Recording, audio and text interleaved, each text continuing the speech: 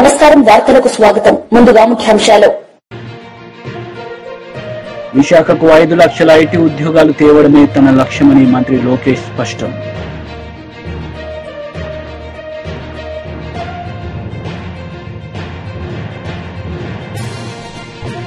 Posani Krishna Murali media సమావేశం, పలు అంశాలపై వివరణ.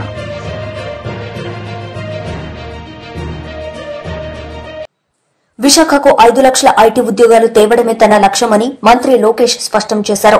శాసనసభలో రాష్ట ఐటీ అభివృద్దిపై సభ్యులు అడిగిన ప్రశ్నలకు ఆయన సమాధానమిచ్చారు. గత ప్రభుత్వంలో ఐటీ మంత్రి కోడిగుడ్డు కథ చెప్పారని లోకేష్ ఎద్దేవా చేశారు. అధికారంలోకి వచ్చిన 5 నెలల్లో టాప్ 100 ఐటీ కంపెనీలతో తాను మాట్లాడానన్నారు. 3 నెలల్లో విశాఖకు టీసీఎస్, 6 నెలల్లో ఇన్ఫోసిస్ కంపెనీలు రాష్ట్రానికి వస్తాయన్నారు. కంపెనీలకు 500 కోట్ల పెండింగ్ ఇన్సెంటివ్స్ త్వరలో విడుదల చేస్తామని తెలిపారు. విశాఖపట్నం అంటే ఆయన ఒప్పుకున్నారు. దానికి ఆల్రెడీ భూములు కూడా మేము ఎత్తుకుతున్నాం. దానిపైన కూడా నేను చాలా క్లియర్ గా 2-3 చెప్పిన తర్వాత దాన్ని కూడా వస్తాను. అధ్యక్ష, పెద్దలు వంశకృష్ణ గారు అడిగినట్లు అధ్యక్ష, ఇక్కడ ఎకో సిస్టమ్ కూడా ఏర్పాటు చేయాలి. దాంట్లో భాగంగా నేను కూడా ఐటీ కంపెనీలందరితో మాట్లాడినప్పుడు ఇన్ఫోసిస్ తో కూడా మాట్లాడాను. వాళ్ళని కూడా ఒక క్యాంపస్ ఏర్పాటు చేస్తే బాగుంటుందని వాళ్ళని కోరాను. వాళ్ళు కూడా ఆల్రెడీ భూములు ఎత్తుకుతాం జరుగుతుంది అధ్యక్ష. ఏదో ఒక బిల్డింగ్ 500-600 కాదు, క్యాంపస్ అనేది అవసరం ఉంది. దానికి వాళ్ళకి భూములు కూడా ఇప్పుడు ఎత్తుకుతాం జరిగింది, మొదలుపెట్టాం అధ్యక్ష. నేను అనుకుంటా మాక్సిమం ఒక 6 months లో కొబ్బరికాయ కొట్టేసి నేను ఆశిస్తున్నాను. దానికి నేను చాలా కష్టపడుతున్నా. మీరు 20,000 ఉద్యోగాలు అడిగారు అధ్యక్ష. 5 సంవత్సరాలు 20,000 ఉద్యోగాలు నా టార్గెట్ కానే కాదు. పెద్దలు అన్నట్టు 5 లక్షల ఉద్యోగాలు ఒక ఐటీ రంగంలో ఆంధ్ర రాష్ట్రం క్రియేట్ చేయాలని టార్గెట్ గా నేను పనిచేస్తున్నాను అధ్యక్ష. మనం యుఎస్ కూడా వెళ్ళాను. అనేక డేటా సెంటర్ సంస్థలతో కూడా నేను కలుస్తాం జరిగింది అధ్యక్ష. ఒకసారి చూస్తే 2019 నుంచి 24 వరకు గత ప్రభుత్వం దీనిపైన ఎలాంటి ఫోకస్ పెట్టక డేటా సెంటర్ ఎకో సిస్టమ్ అటుపక్క విశాఖపట్నంలో, క్షమించాలి, అటుపక్క ముంబైలో, ఇంకో పక్కన తమిళనాడులో, అదేవిధంగా తెలంగాణలో వస్తాం జరిగింది అధ్యక్ష. అదే గాని మనం గాని ఆనాడు తీసుకొచ్చిన పాలసీ ముందరు తీసుకెళ్ళి ఉంటే Visakhapatnam data centre capital of the world అయ్యేది అధ్యక్ష. మనం చూస్తే డేటా సెంటర్స్ లో ప్రపంచవ్యాప్తంగా ప్రతి సంవత్సరం $300 బిలియన్, $300 బిలియన్ ఖర్చు పెట్టిపోతున్నారు అధ్యక్ష ప్రతి సంవత్సరం. నా లక్ష్యం $100 బిలియన్ భారతదేశానికి రావాలి. దాంట్లో ఎక్కువ శాతం ఆంధ్ర రాష్ట్రానికి రావాలనేది నా లక్ష్యం అధ్యక్ష. దాంట్లో నేను అందరినీ కలిసాను అధ్యక్ష. అంటే కొన్ని కంపెనీ పేర్లు నేను వెల్లడించలేను, ఎందుకంటే ఎన్డీఏ నేను వాళ్ళతో సైన్ చేశాను కనుక. వాళ్ళతో చర్చించినప్పుడు 2-3 రిక్వెస్ట్లు ఉన్నాయి. ఎస్పెషల్లీ డేటా సెక్యూరిటీ, అదేవిధంగా టాక్సేషన్, డేటా ఎంబసీస్ విషయంలో. విష్ణు కుమార్ రాజు గారు బీజేపీ నుంచి కూడా ఉన్నారు కనుక ఇక్కడ నేను ఆల్రెడీ ఢిల్లీలో ఉన్న పెద్దలతో నేను చర్చిస్తున్నాను సార్. అది పాలసీ, ఒక ఫ్రేమ్వర్క్ అనేది ఏర్పాటు చేయాల్సిన అవసరం ఉంది. తద్వారా పెద్ద ఎత్తున పెట్టుబడులు కేవలం ఆంధ్ర రాష్ట్రంగా భారతదేశానికి వచ్చేదానికి అవకాశం ఉంది. అది ఆల్రెడీ మేము చర్చలో ఉన్నాం అధ్యక్ష. వంశకృష్ణ గారు అడిగినట్టు ఒక సోషల్ ఎకో సిస్టమ్ అనేది చాలా చాలా అవసరం అధ్యక్ష. దాంట్లో ఎయిర్పోర్ట్ ఒక భాగం.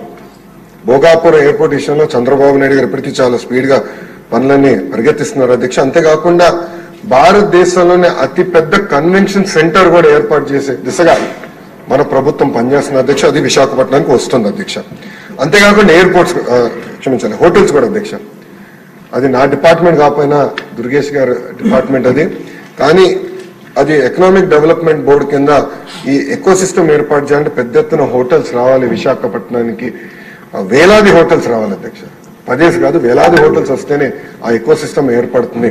దానికి నిన్నే పాలసీ కూడా టూరిజం పాలసీ కింద టూరిజాన్ని ఇండస్ట్రీగా గుర్తించే విధంగా చంద్రబాబు నాయుడు గారి నాయకత్వంలో నిన్న కేబినెట్ కూడా ఆమోదం తెలిపింది అధ్యక్ష.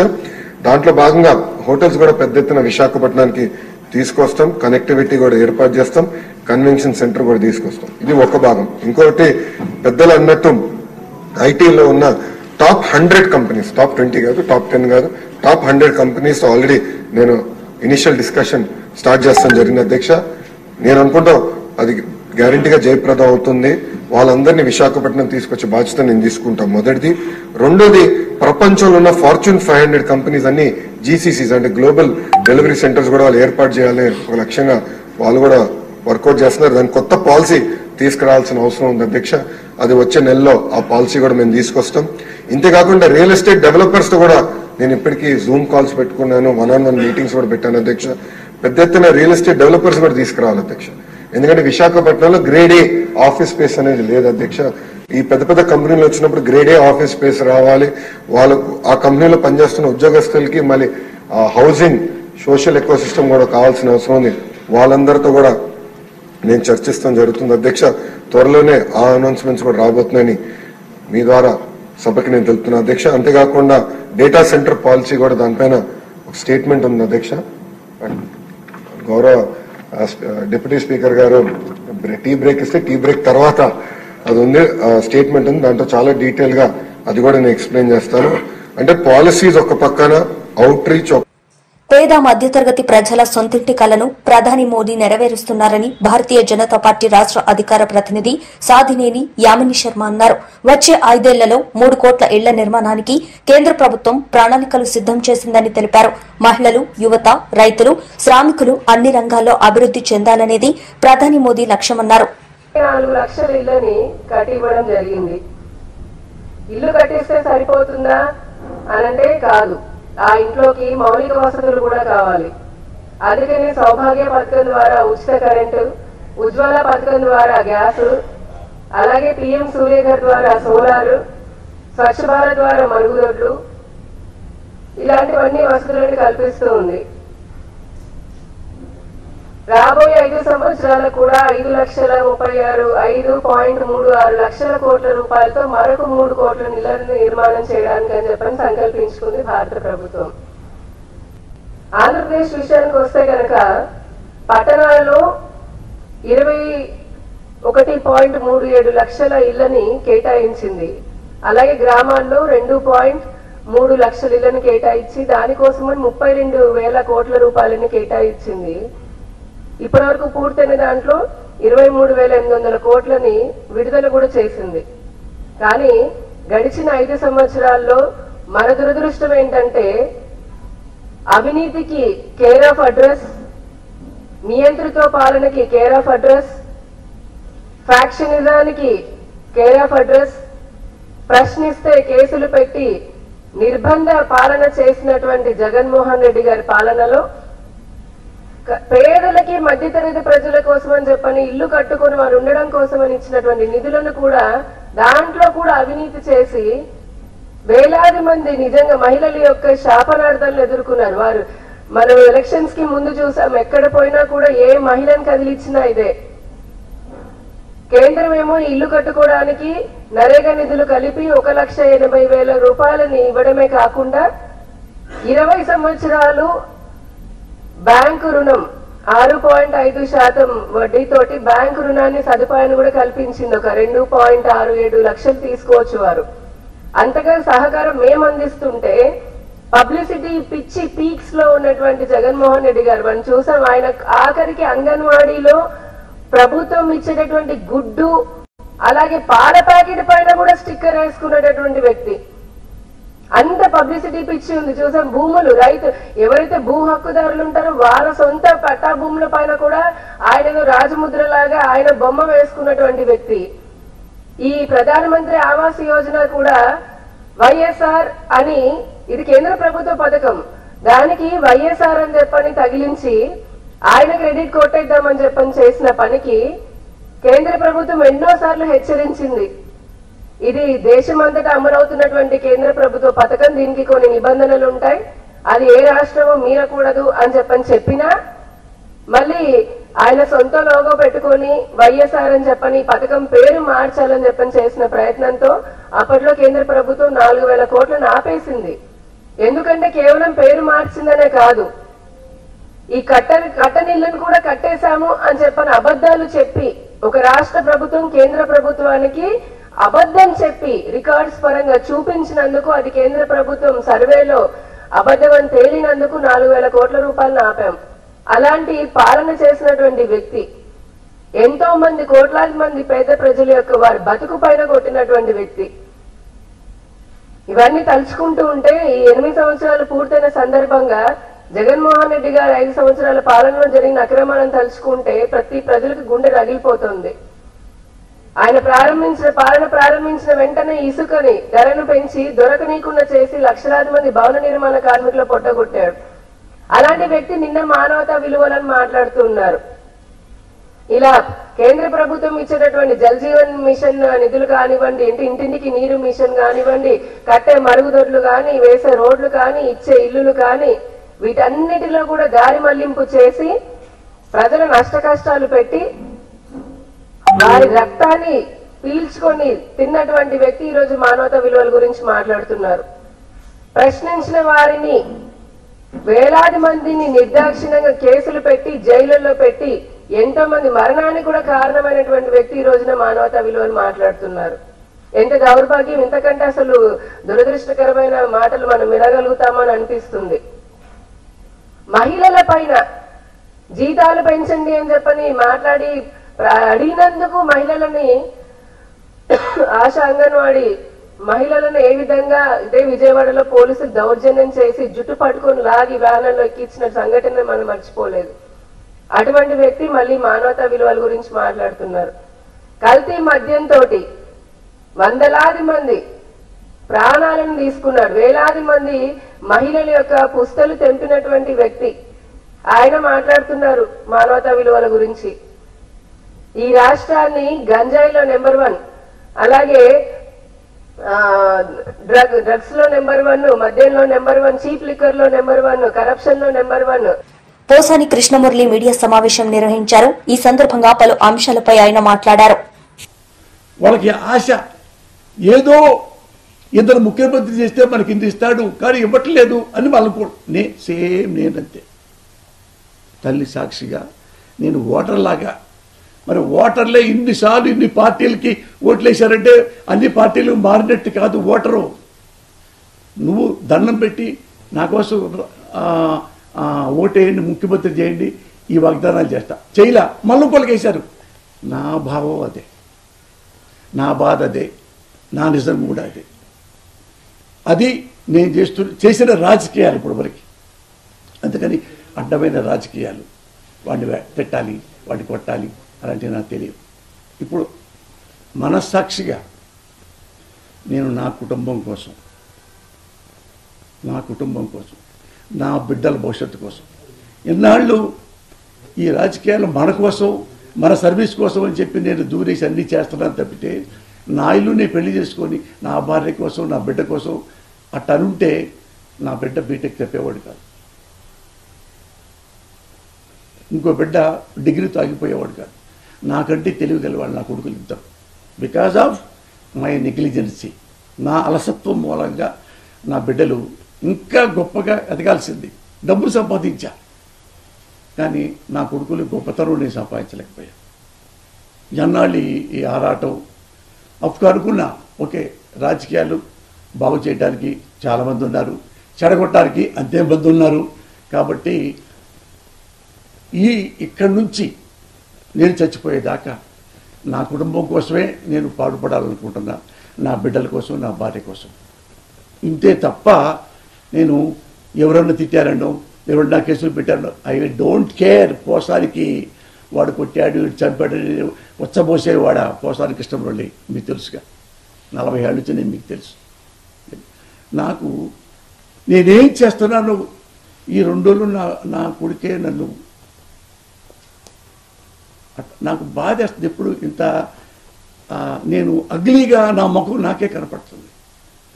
పిల్లోడు క్వశ్చన్ చేస్తే 2 రోజుల నుంచి ఇదే ఐ క్రైయింగ్ లైక్ ఇట్.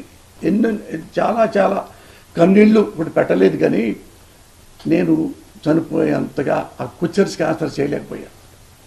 అందుకని ఇక్కడి నుంచి నా బిడ్డల కోసం, నా కుటుంబం కోసమే నా జీవితాన్ని అంకితం చేసుకుంటా. నేను జగన్మోహన్ రెడ్డి గారు, ఐ లవ్ యూ. మీరు నన్నెంతో ఆదరించారు. నాకు ఎమ్మెల్సీ ఇస్తాన్నారు, రాజ్యసభ ఇస్తారు, ఎమ్మెల్యే ఇస్తారు, ఏమైనా అడిగినా ఇచ్చా, వద్దని చెప్పాను. ఆయన నన్ను ఒక తమ్ముళ్లాగా బాగా చూసుకున్నారు, అభినందించారు. అలాగే నారా చంద్రబాబు నాయుడు గారు మిమ్మల్ని ఎంతో గొప్పగా గౌరవించారు, అది మీకు తెలుసు.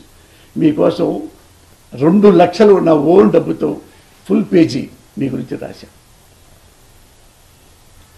నారా చంద్రబాబు నాయుడు గారు చేసిన మంచి పనులు అని అట్ట లిస్టులు కూడా రాశాను. మళ్ళీ మీరు పొరపాటు ఇచ్చినప్పుడు మరిని విమర్శించాను.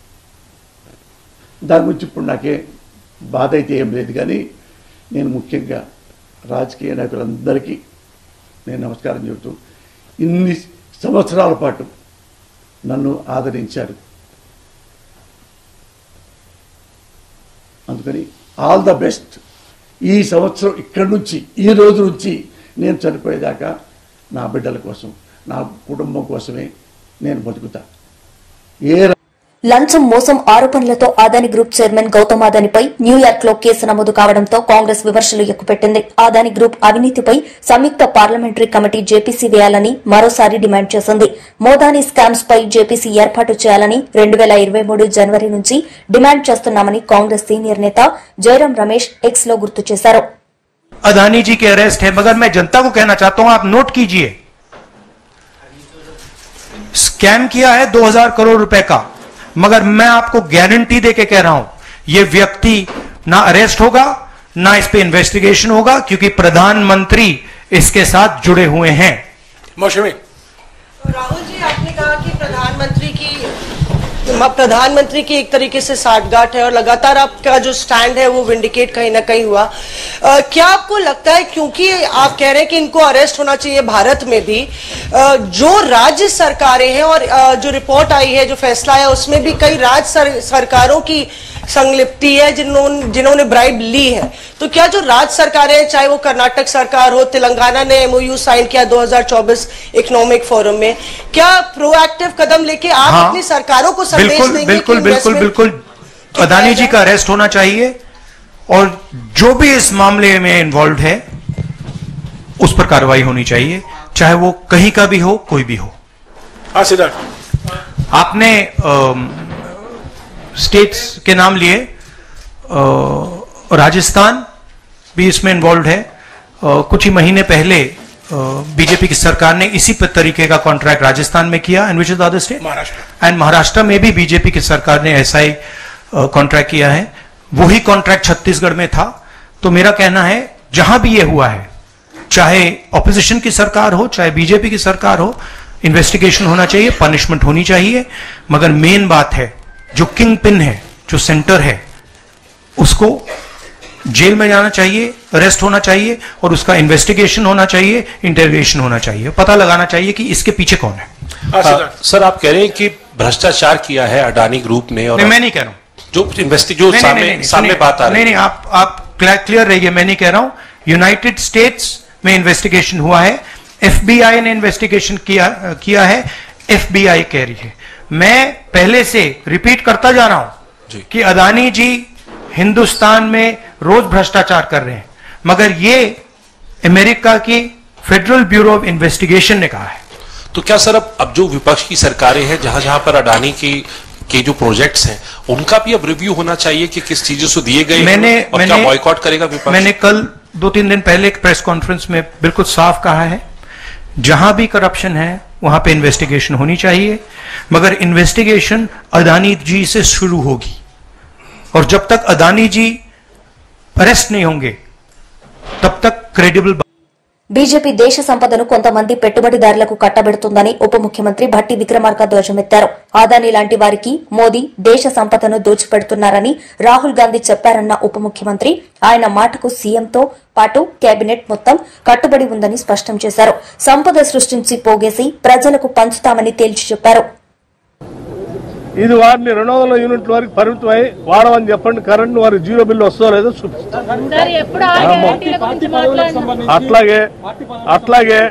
అట్లాగే అర్హత కలిగినటువంటి వాళ్ళకు సంబంధించినటువంటి వాళ్ళు గ్యాస్ సిలిండర్ 500కు వస్తుందో లేదో చూసుకోమని చెప్పండి. అనవసరంగా వాళ్ళు చేయలేదు కాబట్టి, ఏదో మేము 3 ఎకరాలు ఇస్తా అన్నాం, 10 ఏళ్ళు మేము ఇయ్యలేదు, ఇంటికో ఉద్యోగం ఇస్తా అన్నాం, ఇయ్యలేదు. అట్లాగే మాలానే కాంగ్రెస్ వాళ్ళు కూడా ఉంటారు, లేదా ఉండాలి అని ఆయన కోరుకుంటే అది ఆయన కర్మ. మేము అట్లా ఉండదలుచుకోలేదు. తప్పనిసరిగా మేము ఇచ్చిన హామీలు అన్నిటే కాకుండా అసలు ఇది ప్రజాప్రభుత్వం, ప్రజల ప్రభుత్వం. ఈ ఆస్తులు, సంస్థలు, వ్యవస్థలు అంతా కూడా ప్రజల కోసమే ఖర్చు పెడతాం.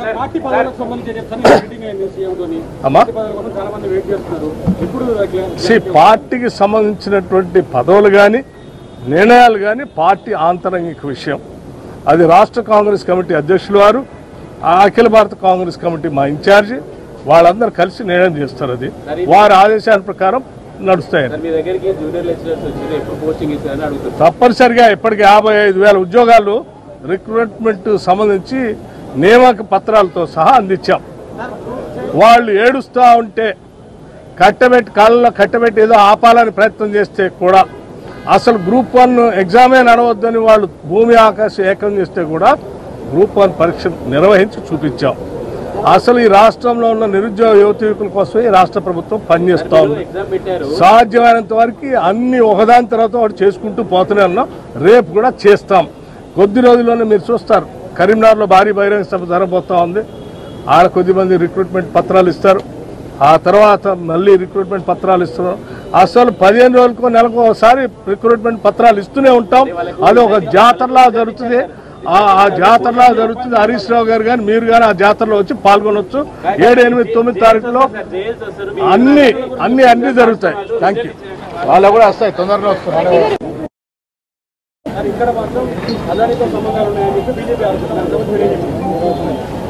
బీఆర్ఎస్ లీడర్ పది కౌశిక్ రెడ్డి మీడియా సమావేశం నిర్వహించారు. ఈ సందర్భంగా పలు అంశాలపై ఆయన మాట్లాడారు. పేరు లేకుండా ఆనవాళ్ళు లేకుండా చేస్తా అని నిన్న చెప్పిండు. నేను ఒక్కటే అడుగుతున్నా రేవంత్ రెడ్డి గారు, అసలు కేసీఆర్ గారిని తలుసుకోకుండా నీది ఒక్క క్షణమన్నా పోయిందా? నీ ఏ మీటింగ్ పోయినా ఈ సంవత్సరం 11-12 నెలల కేసీఆర్ గారు, కేటీఆర్ గారు, హరీష్ రావు గారికి 3 పేర్లు తలుసుకోకుండా నీ ఒక్క మీటింగ్ అన్నా నువ్వు చేసినావా? నీకు దమ్ముంటే చూపిస్తావా? ఒక్క మీటింగ్, నీ రివ్యూ మీటింగ్ కావచ్చు, నీ పబ్లిక్ మీటింగ్ కావచ్చు, ఈ 3 పేర్లు తలుసుకోకుండా చూపిస్తావా? ఒక్క మీటింగ్లో చేసిందన్న నువ్వు. ఇలా కేసీఆర్ గారు చేసిన పోరాటం చేసిన 14 సంవత్సరాలు పోరాటం చేసి తెలంగాణ తెచ్చిన చరిత్ర జనం మర్చిపోతారా? నువ్వు రోజు కూర్చుంటున్న సెక్రటేరియట్ కట్టించిన సెక్రటేరియట్ కేసీఆర్ గారు కట్టించింది కాదా? నువ్వు ఇల్లీగల్గా పిలిచి రోజు సెటిల్మెంట్లు చేస్తున్న police command control room KCR గారు కట్టించింది కాదా? నువ్వు నీ బర్త్డే రోజు కూడా పోయి యాదగిరిగుట్ట టెంపుల్లో దండం పెట్టుకుంది కేసీఆర్ గారు కట్టించింది కాదా? ఇలా రైతులకి ప్రతి 1 కోటి ఎకరాలకి నీళ్ళు ఇచ్చిన కాళేశ్వరం ప్రాజెక్ట్ కేసీఆర్ గారు కట్టించింది కాదా? ఈ 10 జిల్లాలున్న తెలంగాణని 33 జిల్లాలు చేసింది కేసీఆర్ గారు కాదా? ఇలా ప్రతి జిల్లాలో అద్భుతమైన కలెక్టరేట్లు కట్టించింది కేసీఆర్ గారు కాదా? ఇలా రైతు బంధు ఇచ్చింది కేసీఆర్ గారు కాదా? ఇలా 24 గంటల ఫ్రీ కరెంట్ ఇచ్చింది కేసీఆర్ గారు కాదా? ఇలా దురదృష్టవశాత్తు ఎవరైనా రైతు చనిపోతే రైతు బీమా ఇచ్చింది కేసీఆర్ గారు కాదా? ఇలా తాతలకి అవ్వలకి 2,000 రూపాయల పెన్షన్ ఇచ్చింది కేసీఆర్ గారు కాదా? ఇలా ఆడబిడ్డలకి పెళ్లి చేస్తే మేనమామలాగా 1,116 రూపాయలు కళ్యాణ లక్ష్మి ఇచ్చింది కేసీఆర్ గారు కాదా? మళ్ళా వాళ్ళు గర్భిణీ శ్రీ అయి హాస్పిటల్కి వస్తే ఫ్రీగా డెలివరీ చేసి కేసీఆర్ కిట్ ఇచ్చి మగబిడ్డ పుడితే 12,000, ఆడబిడ్డ పుడితే 13,000 ఇచ్చింది కేసీఆర్ గారు కాదా? తాతలకు అవ్వలకి కంటి వెలుగు ప్రోగ్రాం పెట్టి ఫ్రీగా అద్దాలు ఇచ్చి కంటి ఆపరేషన్లు చేయించింది కేసీఆర్ గారు కాదా? మిషన్ కాకతీయ చెరువులు కట్టించింది కేసీఆర్ గారు కాదా? సీఎం చంద్రబాబును రాయలసీమ ద్రోహిగా వైఎస్సార్సీపీ మాజీ ఎమ్మెల్యే గడికోట శ్రీకాంత్ రెడ్డి అభివర్ణించారు. శ్రీభాగ్ ఒప్పందాన్ని తుంగలో తొక్కారంటూ మండిపడ్డారు. గురువారం ఆయన తాడేపల్లిలోని వైఎస్సార్సీపీ కేంద్ర కార్యాలయంలో మీడియా సమావేశంలో మాట్లాడుతూ హైకోర్టు ఏర్పాటును అడ్డుకుని బెంచ్ ని చేస్తాననటం సరికాదన్నారు. ఒక రకంగా ఎంతో ద్రోహం చేశావు. ఆ ప్రాజెక్టులు వద్దు అని చెప్పి ఎన్టీ రామారావు గారు 83లో 84లో శంకుస్థాపన చేశారు, వదిలేశారు, పేరు పెట్టి వదిలేశారు. 95లో ఎన్టీ రామారావు గారిని దగ్గర నుంచి బలవంతంగా నువ్వు అధికారాన్ని లాక్కున్న తర్వాత 2 సార్లు శంకుస్థాపన చేశాడు ఒక టర్మ్లోనే. ఈ ప్రాజెక్టు 40 టీఎంసీలకు కుదరదు, హెచ్ఎన్ఎస్ఎస్ ఇది 5 టీఎంసీలు చేస్తే చాలు, కేవలం త్రాగునీటి అవసరాలకే చాలు అని చెప్పి జీవో ఇచ్చి ఆ రోజు శంకుస్థాపన చేశావు. మర్చిపోయాడు చంద్రబాబు నాయుడు గారు.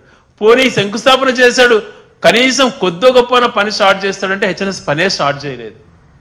అదే రకంగా జిఎన్ఎస్కి సంబంధించింది కూడా అది గ్రావిటీతో పోయేది. గండికోటను 28 టీఎంసీలకు పెంచాలంటే ఆ ప్రాజెక్టు అవసరం లేదు, దాన్ని చేయాల్సిన పని లేదు, గండికోట అన్నటువంటిది పెన్నా జలాలపైన ఆధారపడింది. అది 2 టీఎంసీలకు 3 టీఎంసీలకు కుదించాలని చెప్పి జీవో ఇచ్చినటువంటి వ్యక్తి. అటువంటి పరిస్థితుల నుంచి ఒకటే టర్ములో రాయలసీమకు సంబంధించి జిఎన్ఎస్ హెచ్ఎన్ఎస్ఎస్ జలయజ్ఞంలో భాగంగా టేకప్ చేసుకొని హెచ్ఎన్ఎస్ఎస్ ను దాదాపుగా పూర్తి స్థాయికి కంప్లీట్ చేసిన వ్యక్తి రాజశేఖర రెడ్డి గారు. ఎన్ని వేల కోట్ల ఖర్చు పెట్టి ఆ ప్రాజెక్టును యుద్ధ ప్రతిపాదకపోయిన 5 సంవత్సరాలలో అనంతపురం జిల్లాకు ఈరోజు సస్యశ్యామలమైంది. హార్టికల్చరల్ గా కానీ ఇండస్ట్రియల్ గా కానీ అనంతపురం జిల్లా ఒక ఎడారి కాబోతున్నటువంటి జిల్లాను బ్రహ్మాండమైనటువంటి జిల్లాగా మార్చాడు అంటే అది రాజశేఖర గారి గొప్పతనం అని చెప్పి ఏ పసి బాలు అడిగినా చెప్తారు. అటువంటిది ఆ వాస్తవ విషయాలు చెప్పకుండా తప్పు దోవ పట్టించే ప్రయత్నాలు చేస్తున్నావు. ఆ హెచ్ఎన్ఎస్ఎస్ ని జిఎన్ఎస్ఎస్ ని నేను చేశానంటావు.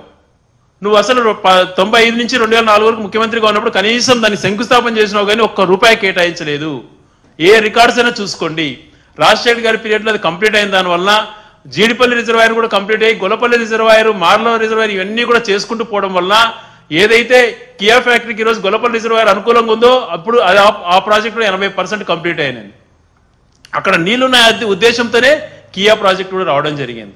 మరొక పక్కన జిఎన్ఎస్ సంబంధించి అనేక రిజర్వాయర్లు కంప్లీట్ చేసుకుంటూ అవుకు టనల్ దగ్గర నుంచి అన్ని కూడా ఏర్పాటు చేసుకుని గండికోట నుంచి పైడిపాలెం అనేక పులివెందుల ప్రాజెక్టులు ఇట్లాంటివన్నీ కూడా టేకప్ చేసి గండికోటను కూడా 28 టీఎంసీలకు పెంచి ఆ ప్రాజెక్టు కూడా దాదాపుగా కంప్లీట్ చేసిన వ్యక్తి రాజశేఖర్ గారు అయితే 28 టీఎంసీలకు నీళ్లు నిల్వ చేసుకొని ఇక్కడ ఆర్ఆర్ కూడా పే చేయనటువంటి పరిస్థితి చంద్రబాబు నాయుడు గారు. మరి అది కూడా 28 టీఎంసీలు మొట్టమొదటిసారిగా జగన్మోహన్ రెడ్డి గారు ముఖ్యమంత్రి అయినాక అక్కడ స్టోరేజ్ చేయడం జరిగింది. మరి ఇవన్నీ మర్చిపోయి తనే హెచ్ఎన్ఎస్ చేసినా జిఎన్ఎస్ చేసినా అని మాట్లాడుకోవడం ఎంతవరకు సంబంధించిన చంద్రబాబు నాయుడు గారు ఒక్కసారి మీరు ఆలోచన చేయమంటున్నాను. ఏదో వింటున్నారు కదా అని చెప్పి తప్పుదోవ పట్టించినటువంటి ప్రయత్నాలు చేయడం సమంజసం కాదు. చరిత్ర అందరికీ కూడా తెలుస్తుంది. ముందుగా నువ్వు చేసినటువంటి ద్రోహం మానుకొని రాయలసీమ కర్నూలుకి. వార్తలు ముగించే ముందు ముఖ్యాంశాలు మరోసారి. విశాఖకు 5 లక్షల ఐటీ ఉద్యోగాలు తేవడమే తన లక్ష్యమని మంత్రి లోకేష్ స్పష్టం.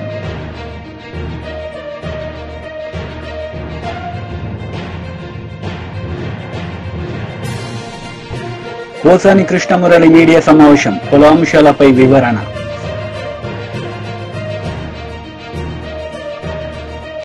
ఈ వార్తలు ఇంతటితో సమాప్తం. తిరిగి ప్రసారమయ్యే వార్తల్లో మళ్లీ కలుద్దాం. అంతవరకు సెలవు. నమస్తే.